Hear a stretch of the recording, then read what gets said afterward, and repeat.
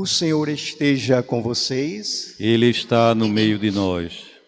Proclamação do Evangelho de Jesus Cristo, segundo Mateus. Glória a vós, Senhor. Naquele tempo, Pedro aproximou-se de Jesus e perguntou-lhe: Mestre, quantas vezes eu devo perdoar o meu irmão? Aquele que pecar contra mim, até 7 vezes? Jesus respondeu: Não te digo 7 vezes, mas até 70 vezes 7. Porque o reino dos céus é como um rei que resolveu acertar as contas com os seus empregados. Quando começou o acerto, levaram-lhe um que lhe devia uma enorme fortuna. Como ele não tivesse com que pagar, o patrão mandou que fosse vendido como escravo, junto com a mulher e os filhos e tudo o que possuía, para que pagasse a dívida. O empregado, porém, caiu aos pés do patrão e, prostrado, suplicava: Dá-me um prazo, Senhor, e eu te pagarei tudo. Diante disso, o patrão se compadeceu, soltou-o e perdoou-lhe a dívida. Ao sair dali, aquele empregado encontrou um dos seus companheiros que lhe devia apenas 100 moedas. Ele o agarrou e começou a sufocá-lo, dizendo: Paga o que deves. O companheiro, caindo aos seus pés, suplicava: Dá-me um prazo e eu te pagarei. Mas o empregado não quis saber disso. Saiu, mandou jogá-lo na prisão até que pagasse o que devia. Vendo o que havia acontecido, os outros empregados ficaram muito tristes, procuraram o patrão e lhe contaram tudo.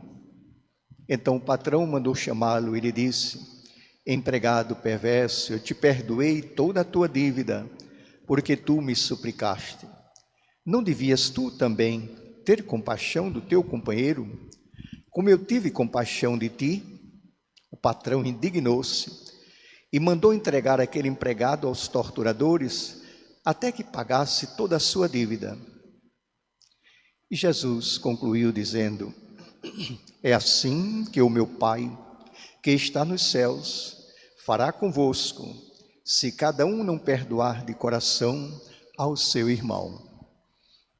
Palavra da salvação. Glória a vós, Senhor.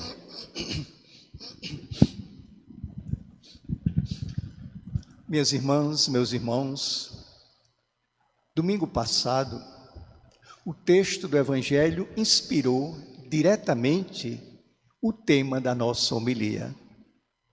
E nós afirmamos então que se tratava de um dos assuntos mais fascinantes e mais polêmicos da convivência humana: o perdão.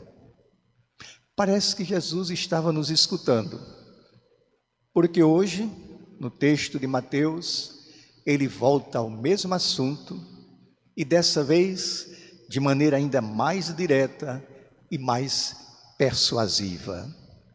Sempre que tratava sobre o perdão, Jesus falava uma linguagem diferente. Não falava de doutrina, de moral, de filosofia ou teologia. Ele simplesmente contava pequenas histórias, narrava pequenos episódios da vida cotidiana das pessoas. E dessa forma, ninguém fugiria da visão da realidade para os fatos teóricos, para teorias distantes dessa mesma realidade. Um dos maiores conflitos que Jesus enfrentou com as autoridades religiosas da época e também com os costumes do seu povo foi justamente com respeito à prática do perdão. Os doutores da lei, os fariseus, os sacerdotes do templo tinham tomado para si o direito exclusivo, tinham se apoderado do poder de perdoar em nome de Deus. A misericórdia divina era um monopólio em suas mãos. E se alguém quisesse alcançar o perdão de Deus, tinha que pagar um alto preço. O pecador comum pagava com a oferenda de animais para os sacrifícios expiatórios. Os pecadores públicos, depois de serem excomungados do convívio social, proibidos de entrar no templo, eles eram submetidos a penitências e castigos terrivelmente humilhantes. Jesus não só combate essa usurpação, ele se revolta, ele se enche de cólera.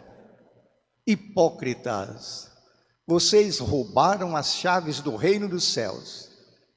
Vocês mesmos não entram e não deixam que entrem os que querem entrar.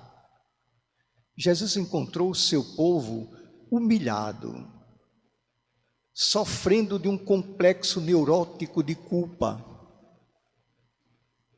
Um povo triste, desanimado, abatido, deprimido, infeliz, carregando a ansiedade do medo dos castigos divinos. E eles tinham que mendigar dos seus próprios carrascos uma migalha de misericórdia. Aí Jesus trata logo de libertar as suas consciências e deixa claro que ninguém, nenhuma autoridade religiosa, hoje nós diríamos, nenhum padre, ou pastor, ou bispo, ou papa, ninguém absolutamente é dono do perdão de Deus. Este é um poder exclusivo do Pai do céu e um direito de qualquer pessoa. Ministrar o perdão, como nós sacerdotes fazemos, não significa absolutamente ter posse do perdão de Deus. Significa apenas prestar um serviço em nome da misericórdia. Não pensemos que esse costume é coisa do passado. É não. Ainda hoje, há muitos ministros religiosos das mais diversas denominações e igrejas tentando controlar a consciência dos fiéis, a fim de mantê-los nas rédeas do seu domínio e também a fim de lucrar e fazer fortuna com o preço do perdão. Aí Jesus desmantela esses templos de sacrilégios e hipocrisias. Ele não faz grandes discursos. Ele não fica protestando do alto das cátedras, dos palanques, dos púlpitos. Não. Jesus faz aquilo que era proibido por lei e punido com a excomunhão. Ele se mistura com os pecadores públicos. Vai comer na casa deles. Senta-se à sua mesa. Aprecia a amizade dos pecadores comuns. Caminha ao lado deles nas ruas e enfrenta corajosamente os doutores da lei. Quando reagem, dizendo: raça de víboras, com as vossas tradições vós abandonais o verdadeiro mandamento de Deus. Eu não vim chamar os justos, eu vim chamar os pecadores. Não é quem está sadio que precisa de médico, é quem está doente. A lei foi feita para servir o homem e não o homem para servir a lei. Por causa disso, um dia no tribunal do sumo sacerdote, Jesus será acusado de transgredir a lei, de subverter seu povo e de abalar a segurança nacional.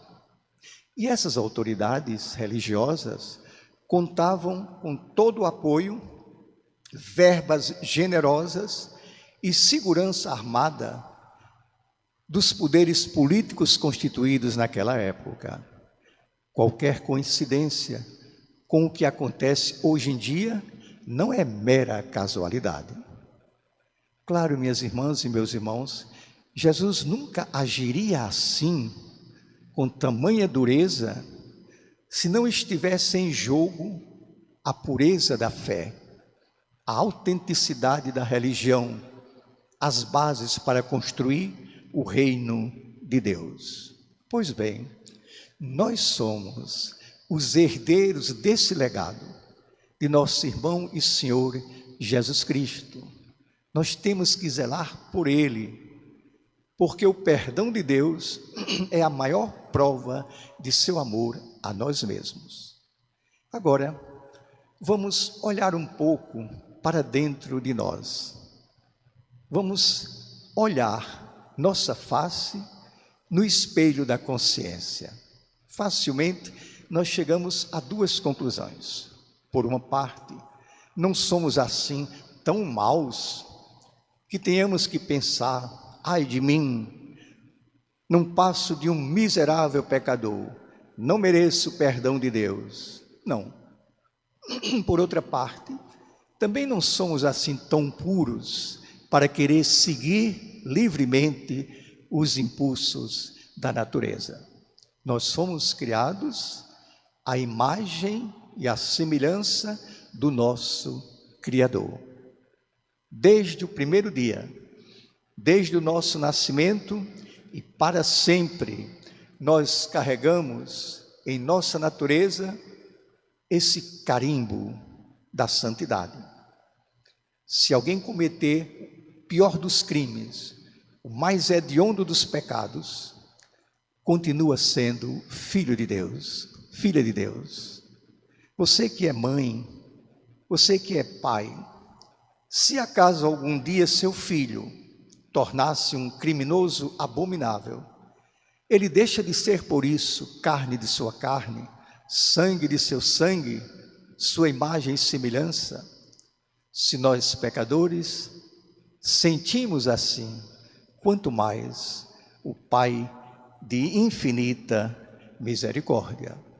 Evidentemente, com os nossos graves e repetidos pecados, nós apagamos a imagem de Deus dentro de nós, nós a desfiguramos, nós a inutilizamos, mas jamais nós a destruímos. Ela permanece ali, à espera de nosso arrependimento e de nossa conversão. Infelizmente, nós fizemos a experiência da liberdade e caímos em pecado. Tornamo-nos santos e pecadores. E entre esses dois polos, santos e pecadores, nós, vez por outra, experimentamos a nostalgia do paraíso perdido, a nostalgia dos bons tempos, da nossa inocência, a nostalgia do que nós poderíamos ser se não tivéssemos comido do fruto proibido. O que é que acontece, por exemplo, quando nós contemplamos atentamente uma criança? O seu olhar infinitamente puro, o seu sorriso infinitamente sincero, até o pior dos criminosos se rende, se enternece. É que nós estamos vendo, naquele momento, a nossa natureza original. Estamos vendo, naquele momento, o estado original de nossa natureza. Estamos vendo uma cena do paraíso perdido. E é por isso que a nossa primeira e maior vocação é reconquistar este paraíso perdido, é recuperar a nossa semelhança com Deus. Mas não é fácil, não bastam as nossas próprias forças. Precisamos da misericórdia do Pai, precisamos do seu perdão. E para merecer esse perdão, devemos aprender a nos perdoar uns aos outros. Perdoar é uma palavra que vem do latim perdonare, e que significa literalmente dar por inteiro, dar inteiramente. Quando é que nós damos inteiramente? É quando nós damos gratuitamente, damos ao outro o que ele não merece pelo rigor da lei. No tempo de Jesus Cristo imperava entre seu povo a lei do talião, olho por olho, dente por dente. Jesus vem mudar esta regra. Jesus vem criar uma nova lei para fundar uma nova sociedade. Ele disse no Sermão da Montanha: se vocês amam somente os que amam vocês, se vocês dão atenção somente a quem lhes dá atenção, o que é que vocês estão fazendo demais? Todo mundo faz isso. É como se ele dissesse: para ser cristão, não basta isso. Não basta nem ser bom. Para ser cristão, nós temos é que fazer o que Jesus nos propõe, para que façamos, a fim de construir uma nova sociedade, uma nova forma de convivência humana, em que todos se relacionam como irmãos e irmãs, filhos e filhas do mesmo Pai. Há uma passagem no Evangelho de Mateus que nos deixa surpresos, em dúvida. É quando Jesus disse assim: todo pecado será perdoado, exceto o pecado contra o Espírito Santo. Que pecado é esse? Que nem mesmo a infinita misericórdia é capaz de perdoar. Os místicos e os teólogos mergulharam nesse mistério e chegaram à seguinte conclusão: só é possível imaginar que Deus não queira perdoar quando Ele não pode perdoar. Será que existe alguma coisa que o Todo-Poderoso não possa fazer? Sim, existe. Deus não pode perdoar o pecador que não quer ser perdoado. Deus não pode apertar a mão de alguém que se recusa a estender a sua própria mão, porque Ele respeita a nossa liberdade. Há duas maneiras de não querer ser perdoado. Uma delas é não estar interessado no perdão. E a outra é recusar qualquer forma de arrependimento pelas suas culpas. Também nós não podemos perdoar. A quem não quer ser perdoado? Vamos tomar agora, num parêntese, um exemplo da história da humanidade, conhecido por todos. Adolfo Hitler pode ser perdoado dos seus grandes crimes. Nós não estamos considerando o indivíduo Hitler. Aí, perdoar ou não perdoar, só compete às pessoas que conviveram com ele. Nós estamos levando em conta o homem público, o cidadão do mundo, responsável por cerca de 50 milhões de mortes na Segunda Guerra Mundial, exterminador de mais de 5 milhões de judeus nos campos de concentração. Jamais deu qualquer sinal de arrependimento, jamais recuou, nem mesmo diante dos conselhos dos seus oficiais mais próximos. Esse é o pecado contra o Espírito Santo. Até mesmo quando tinha que abrir os olhos, ele preferiu matar-se do que ser obrigado a ver, a pensar e a sentir. Esse é o pecado do Espírito Santo, o pecado de ter a luz e preferir ficar no escuro, o pecado de dizer não ao perdão de Deus. Claro que é imperdoável. Perdoar esses crimes seria abrir a porta para outros déspotas e tiranos, porque sempre, até hoje, e hoje também, Hitler encontra admiradores, seguidores, adeptos. Minhas irmãs e meus irmãos, finalmente, O que nos importa, em primeiro lugar, é a nossa vida pessoal e o nosso destino final. E aí, os longos anos de experiência, quanto mais o tempo passa, quanto mais a gente amadurece, mais a gente descobre que é impossível conviver em paz sem a prática constante e sempre renovada do perdão e da misericórdia. Daqui a pouco nós vamos rezar e rezaremos diariamente até o fim de nossa vida o que Jesus nos ensina na oração do Pai Nosso. Perdoai as nossas dívidas, assim como nós perdoamos a quem nos tem ofendido. Amém. A minha alegria de poder todos os domingos celebrar essa Eucaristia com vocês me leva a lhe fazer um pedido para você curtir esse vídeo e inscrever-se na TV MTC. Você está contribuindo para a formação da classe trabalhadora, está contribuindo também para ampliar a consciência de que nós devemos comunicar nossos valores, nossas convicções, nossos sonhos, e isso tudo através dessa fabulosa tecnologia. Curta esse vídeo e inscreva-se na TV MTC. Muito obrigado.